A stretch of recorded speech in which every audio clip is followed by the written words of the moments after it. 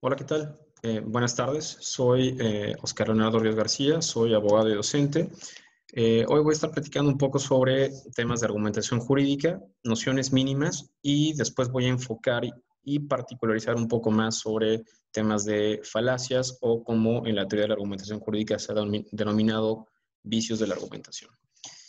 Y bueno, en ese sentido, para poder hablar de vicios de la argumentación o falacias en sí, soy de la idea que sí es necesario tener en mente, bien ubicado, al menos una noción mínima o sobre bases generales de argumentación jurídica. Entonces, para eso voy a utilizar pues, la plataforma en la que aquí me encuentro y utilizaré y me auxiliaré también con ciertas herramientas muy básicas como PowerPoint y Word. Entonces, vamos a ver ahorita, digamos, la concepción formal, material y pragmática de la teoría de la argumentación jurídica del profesor Manuel Atienza. Miren ustedes, cuando hablamos de argumentación en general, la teoría del profe Atienza pues, nos puede ayudar muchísimo. Él divide su teoría sobre la teoría de la argumentación en estas tres concepciones que ya les mencioné: formal, material y pragmática. Vamos a ir una por una. No voy a ser muy exhaustivo, solamente les voy a narrar y a describir de qué trata cada una de ellas, pero de manera muy general, muy básica. Bueno, en sí, la concepción formal de la teoría de argumentación del profe Atienza sostiene que nosotros cuando argumentamos ofrecemos razones. En eso consiste argumentar. Argumentar es ofrecer razones, dar razones, esbozarlas, esgrimirlas a favor o en contra de una tesis o una hipótesis. ¿Qué quiere decir esto? Por ejemplo, que si yo voy a defender a una persona imputada de un delito, pues voy a ofrecer razones para defenderla, ¿no? Para demostrar pues que no es culpable. Caso contrario, pues la fiscalía se llevaría la tarea de demostrar precisamente que sí es culpable, argumentando y ofreciendo razones para ello. Y entonces, ofrecer razones, pues utilizamos una herramienta principal, que son las proposiciones. Las proposiciones son todos aquellos eslabones que vamos a meter dentro de dentro de la argumentación que vamos a usar. Cuando nosotros argumentamos en una demanda, por ejemplo, no en una audiencia oral, bueno, también en una audiencia oral, pero por ejemplo, si en un juicio amparo, que es, desde luego, su naturaleza es completamente escrita, pues los conceptos de violación que nosotros hagamos o los agravios también en un amparo o en un recurso de apelación, por ejemplo, de cualquier otra naturaleza, pues cada párrafo se conforma por una oración y esas oraciones por sí mismas o el conjunto de ciertas oraciones que entre ellas conforman un párrafo, a eso se llama proposiciones, ¿no? Una proposición o un enunciado es una idea que nosotros les esbozamos a un auditorio, a un juez, por ejemplo, para que escuche el argumento y nosotros tengamos que demostrarle que nos asiste la razón conforme a derecho. Y entonces la concepción formal lo que le interesa, teniendo en cuenta todo esto, es que los argumentos, las proposiciones tienen que tener una estructura. Si no llevan una estructura correcta que se rige bajo la lógica formal, pues entonces no estaríamos hablando de un buen argumento. ¿Y cuál es esa estructura que normalmente conocemos en la argumentación jurídica? El silogismo. El silogismo jurídico, que como ustedes muy bien saben, se conforma por tres elementos. Una premisa mayor, que es la premisa normativa, o sea, el derecho, la fuente del derecho que vamos a utilizar, que puede ser la Constitución, una ley general o federal o estatal, normas generales en sí, pues también un tratado internacional, desde luego, e inclusive premisas jurisprudenciales, una jurisprudencia nacional o internacional. El segundo elemento es la premisa menor, que son los hechos del caso, que estos se tienen que subsumir a la premisa menor. La subsunción, hago un paréntesis, es un término de la argumentación jurídica que quiere decir que pues, prácticamente los hechos del caso se acomodan a la norma, de ahí que se subsumen a la norma. Y esa subsunción pues, nos va a dar una inferencia en la conclusión, que ese es el tercer elemento del silogismo jurídico. Premisa mayor, premisa menor y la conclusión. Vamos a ver un ejemplo muy rápido. Permítanme tantito, llego a la diapositiva. Con el artículo, perdón, no es es acá. El artículo 20 de la Constitución. Artículo 20, apartado A, fracción novena, que establece literalmente esto, ¿no? Esto es un silogismo jurídico. Es un ejemplo para entender la concepción formal de la argumentación jurídica. ¿Y en qué consiste, en qué se ciñe? Que, bueno, aquí está la premisa mayor, que como ya les dije es la norma, que en este caso va a ser el apartado 20, perdón, artículo 20, apartado fracción novena de la Carta Magna, que establece prácticamente, pues, una regla sobre las pruebas, ¿no? Que toda prueba que se consiga, que se obtenga con vulneración de derechos humanos, pues no va a tener, va a ser nula, ¿no? En juicio, y sobre todo en juicio penal. Y entonces pongamos que en los hechos del caso nosotros defendemos a Juan y que Juan nos confiesa en una plática que fue torturado, obviamente es un caso hipotético, y que a través de esa tortura pues se obtiene una confesión, ¿no? Que lo incrimina por completo y con eso la fiscalía gana el caso. Entonces, si nosotros queremos, digamos, que ocasionar o provocar que esa prueba, esa confesión no tenga valor probatorio, pues la Constitución aquí nos da una respuesta prácticamente, ¿no? Y la vemos aquí fundamentada. Entonces, ¿cómo armamos el silogismo? Esta sería nuestra primera premisa, la premisa mayor, pero ojo, cada artículo de la Constitución y de cualquier otra ley, muchas de las normas están creadas como reglas, ¿no? Siguiendo la diferencia entre principios y reglas de Robert Alexy, pues prácticamente esto es tiene la estructura de una regla, este artículo, que se conforma por un antecedente. El antecedente es el supuesto de hecho, o sea, lo que el artículo regula, que en este caso, ¿qué es? Que en cualquier juicio de orden penal, si una prueba se obtiene con violación de derechos humanos, y tiene, ese es el antecedente, pero además estas normas se conforman por un consecuente. ¿Cuál es el consecuente? O sea, la consecuencia de que se lleve a cabo el antecedente, su nulidad, ¿no? En este caso. Aquí la subrayo, el antecedente, y remarco con amarillo el consecuente. Entonces, en la premisa mayor, como ya vimos que Juan nos dice en la plática cliente-abogado que fue torturado, pues alegamos que su confesión fue obtenida por tortura y que eso es una vulneración a derechos humanos, ¿no? Fue obtenida esa prueba con violación de derechos humanos. Ahí ya se afirma el antecedente y por lo tanto va a haber una consecuencia jurídica que no la invento yo, está consagrada en la misma Constitución, que es que esa confesión obtenida con tortura, pues no va a tener, va a ser nula. ¿Y qué significa eso? Pues que tal vez que no tenga efectos probatorios o valor probatorio, mejor dicho, en juicio. Eso es la concepción formal de la argumentación jurídica de Manuel Atienza. Muchas veces, la mayoría de las ocasiones, los conceptos de violación, argumentos en general, pues tienen una concepción formal, o sea, tienen silogismos jurídicos. Las sentencias también. Cada párrafo de sentencias y de demandas, pues se debe conformar al menos con silogismos. Bueno, eso fue la concepción formal. Vamos a ver ahora la concepción material. Para Manuel Atienza, ahora nos dice, bueno, voy a pasar acá, denme un segundo. Manuel Atienza nos dice que la concepción material no le interesa ya esta estructura, no le interesa que el argumento esté conformado por un silogismo jurídico. Lo que le interesa ahora son que, o más bien, es que cada premisa, la premisa normativa y la premisa menor, la premisa fáctica, sea correcta. Le interesa que sea correcta desde el punto de vista del derecho y también de los hechos del caso. Y aquí pueden involucrar, bueno, podemos hablar de teoría de las premisas, ¿no? Que es premisa normativa, corrección, validez, eficacia, o inclusive puede haber temas de una mala argumentación o una mala interpretación sobre una ley, que es la premisa normativa. Y aquí les pongo un ejemplo que no es mío, este es del profesor García Amado en su libro, que pone, ¿no? Premisa mayor, todas las aves vuelan. Premisa menor, los gorriones son aves. Conclusión, por lo tanto, pues los gorriones son aves. La pregunta sería, ¿es correcto este razonamiento? ¿Es correcto este argumento desde la concepción formal de la argumentación jurídica? Desde la concepción formal, sí. ¿Por qué? Porque sigue la estructura correcta de la lógica formal en la cual se lleva a cabo pues, el silogismo jurídico. Sin embargo, si nosotros analizamos desde la concepción material, o sea, el contenido de cada premisa, no es un razonamiento correcto. ¿Por qué no? Porque desde la premisa mayor ya está fallando, ya es incorrecto. ¿Por qué? Porque no es verdad que todas las aves vuelan. ¿Por qué no? Pues el pingüino no vuela, el avestruz tampoco vuela, las gallinas no vuelan.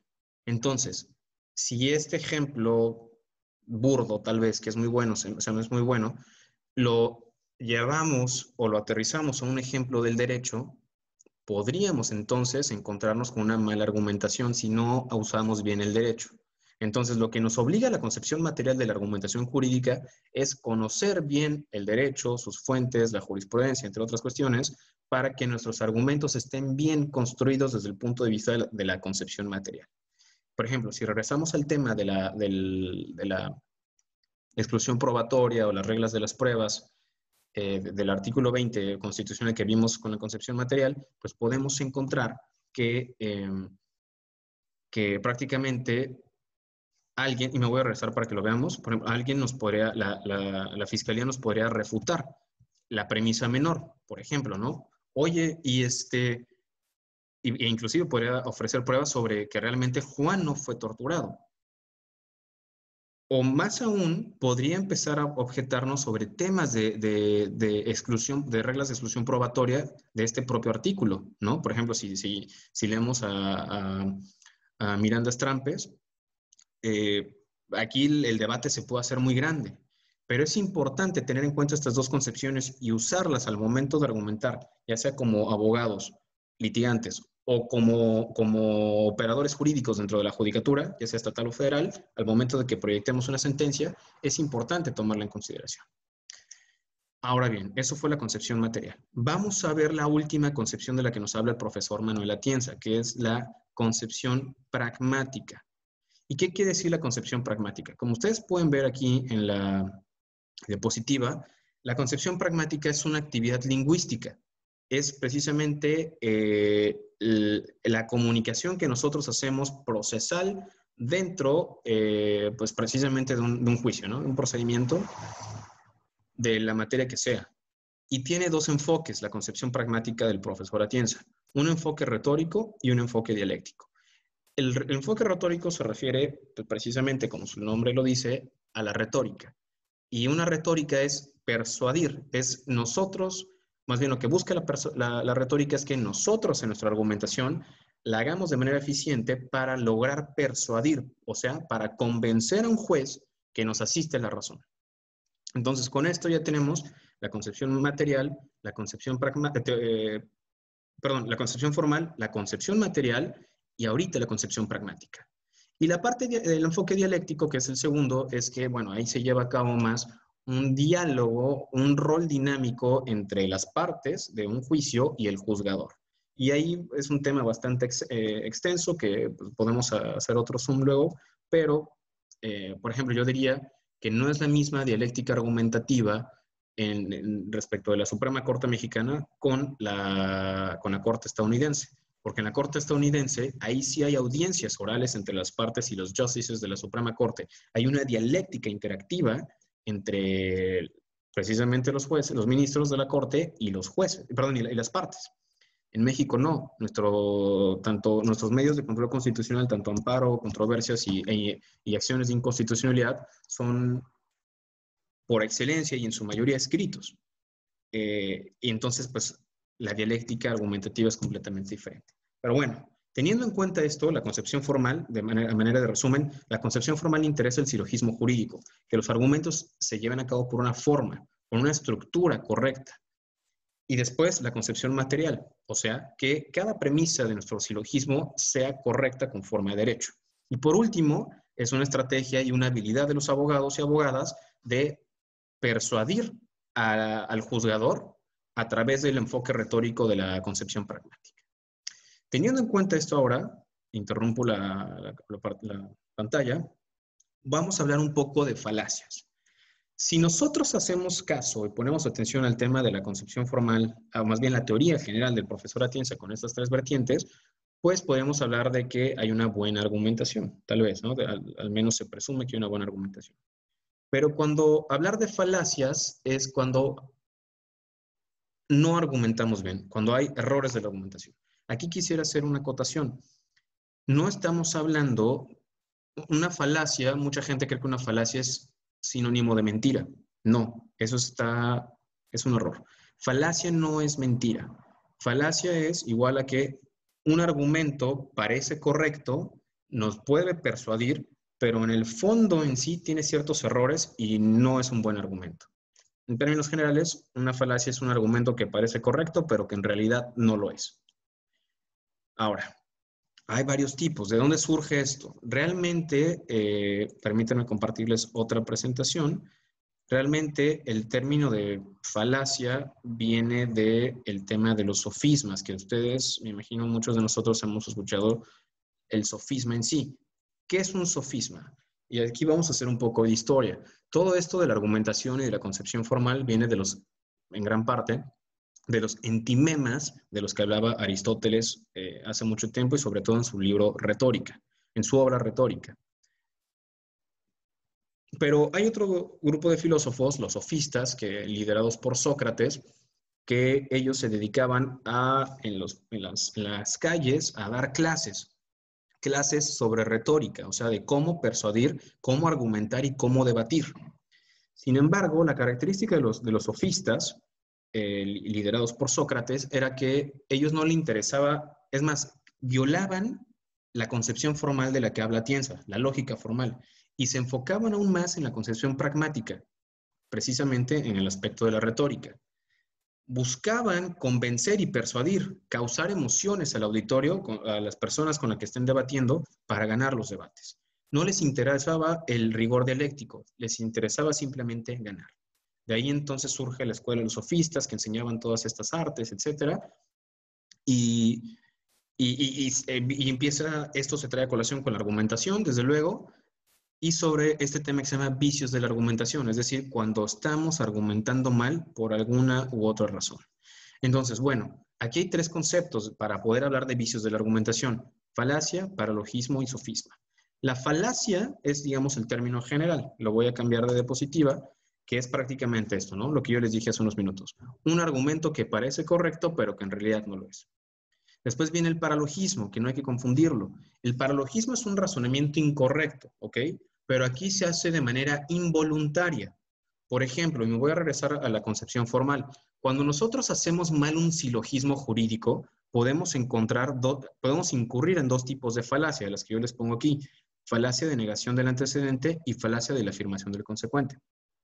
Ya las explicaré luego. Perdónenme aquí tengo un error. Formales. Ok.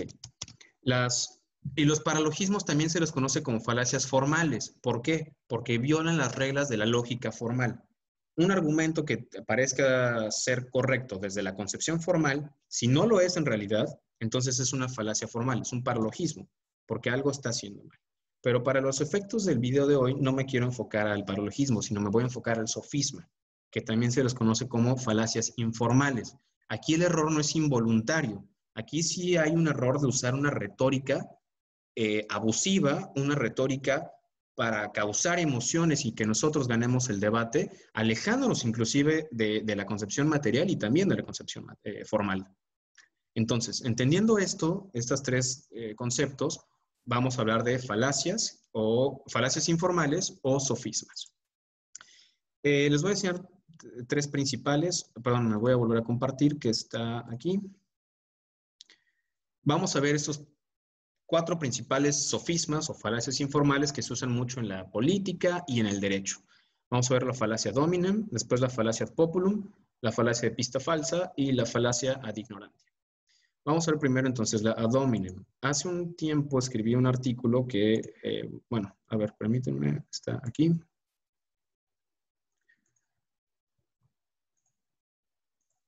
Perfecto. Vamos a ver entonces la falacia dominem. La falacia dominem, y les voy a poner unos ejemplos, prácticamente significa que una persona argumenta algo y su oponente le contraargumenta, pero no le argumenta, no ataca su argumento, sino ataca al oponente. Una falacia dominem quiere decir que haces un ataque contra la persona o te hacen un ataque personal, tu debatiente, y no ataca tu argumento. Puede parecer un argumento correcto, pero en realidad no lo es. Vamos a ver un ejemplo muy práctico aquí. Se los leo. X y Y debaten sobre el aborto. X argumenta que no deben permitirse los abortos porque debe protegerse siempre la vida desde la concepción. Su contraparte, Y, contraargumenta. Tú estás en contra del aborto porque eres una persona extremadamente religiosa y conservadora. Vamos a repasarlo. Si se dan cuenta, X argumenta que debe prevalecer el derecho a la vida, ¿no? Desde la concepción. Y Y le argumenta esto, ¿no? Que está diciendo que X dice eso porque sus convicciones extremadamente religiosas y personales y conservadoras hacen pensar eso. Voy a dejar de compartir pantalla. ¿Por qué es una falacia? Puede ser que el argumento de Y parece correcto, es persuasivo, y más aún imagínense que X sí sea completamente conservadora y religiosa, pero no por el hecho de que sea una persona extremadamente religiosa y conservadora, es correcto el argumento de X. ¿Por qué? Porque en un debate lo que se tienen que atacar y refutar, y más que atacar no en el término agresivo, sino más bien lo que se tiene que debatir y realmente argumentar, pues son precisamente los argumentos, las proposiciones, no las personas. Por eso es una falacia. En política es muy común escuchar esto y en el derecho también puede ocurrir. Entonces, tenemos que tener cuidado con esto. Vamos a la siguiente falacia, que es la ad populum. Esa falacia en general es muy usada también en política y en derecho y se usa cuando en un debate también, en una argumentación, en una confrontación argumentativa, una de las partes empieza a meter proposiciones en sus argumentos. Recuerden que los argumentos son en conjunto de proposiciones y estructuras, son ladrillos que se van uniendo unos con otros para armar nuestros párrafos argumentativos en sentencias o en demandas, y esta persona utiliza proposiciones que involucran cuestiones de sentimientos, como puede ser algún sentimiento patriótico, cuestiones de religión, algo que sabes que tiene mucho impacto o un lenguaje emotivo en la sociedad. Y vamos a un ejemplo. Por ejemplo, aquí está. El debido proceso. El debido proceso, cuando los legisladores, por ejemplo, en el Congreso de la Unión, hacen alusión a que hay que aumentar el catálogo de delitos que ameritan prisión preventiva oficiosa porque la delincuencia está desatada y hay que asegurar a fuerza la seguridad de las personas y de la población, y que muchos criminales han quedado en la calle gracias a la puerta giratoria del debido proceso. Esa proposición, la repito, que muchos criminales han quedado en la calle gracias a la puerta giratoria del debido proceso, puede parecer algo correcto, pero en realidad cuando se refuta ese argumento, no contesta nada, nada correcto desde la concepción material. ¿Por qué? Porque no es así. Realmente el debido proceso no es la causa o no es el origen de que personas acusadas de algún delito terminen libres, ¿no? Entonces, cuando se usa ese tipo de proposiciones en nuestros argumentos, se llama falacia ad populum, o sea que utilizas cuestiones sociales, económicas, políticas o de otra cuestión, religiosas, personales inclusive, en las cuales tienen un lenguaje emotivo fuerte y puede causar una retórica bastante frágil y persuadir a alguien. Entonces, tenemos que tener la habilidad de detectar ese tipo de argumentos. Pasemos a la siguiente, que es la falacia, permítanme, falacia de pista falsa. La falacia de pista falsa es una distracción. ¿Qué quiere decir? Que los debatientes están discutiendo por algo y una persona, ¿cómo se llama? Mete a sus proposiciones alguna cuestión que está alejada del debate central, y al distraer entonces, pues distrae al auditorio y puede ser que esa distracción le haga ganar. Vamos a ver un ejemplo de nueva cuenta. Por ejemplo, pista falsa, ¿no? Aquí, imaginemos que el legislador A propone una iniciativa de ley en materia de transparencia y gasto público. Durante la sesión, A expone su iniciativa, el legislador B, siendo de partido de oposición, después de que ya habló, sube, ve al estrado, saca un periódico, lo muestra a los demás legisladores y argumenta lo siguiente. ¿Con qué cara se para a presentar una iniciativa de ley en materia de transparencia y gasto público cuando el diario Z señaló esta mañana que el legislador A, desvió millones de pesos cuando fungió como secretario de Estado? ¿Por qué debemos confiar en un ladrón si su iniciativa no debe proceder? ¿Qué es esto? Si nos damos cuenta, pues puede parecer un argumento bastante persuasivo, ¿no? Más allá de que sea cierto de que si este legislador desvió millones de pesos o no, puede causar emociones.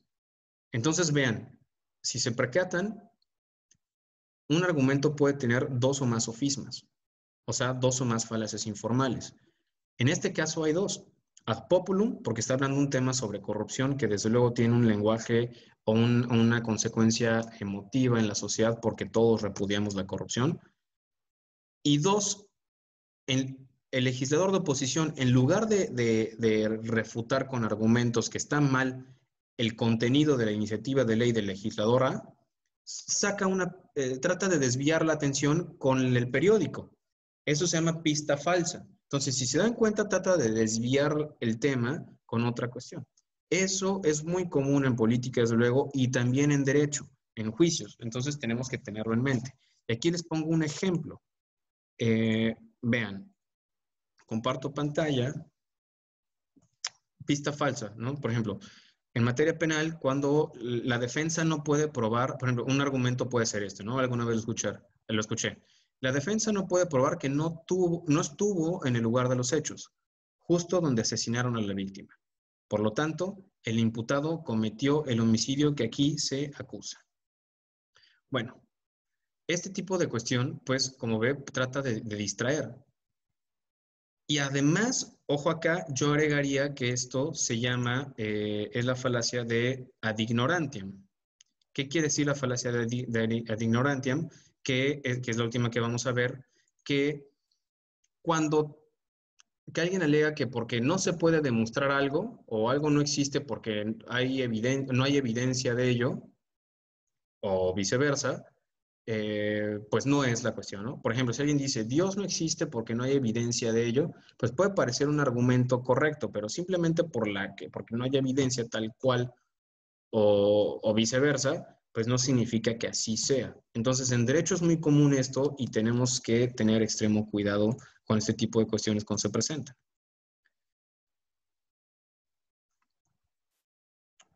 Y pues, en esencia, esas serían las falacias, las cuatro principales falacias argumentativas. Por cuestiones de tiempo, voy a llevar a cabo un segundo video poniendo otro tipo de sofismas o falacias informales que se siguen utilizando en el campo de la política y en el derecho.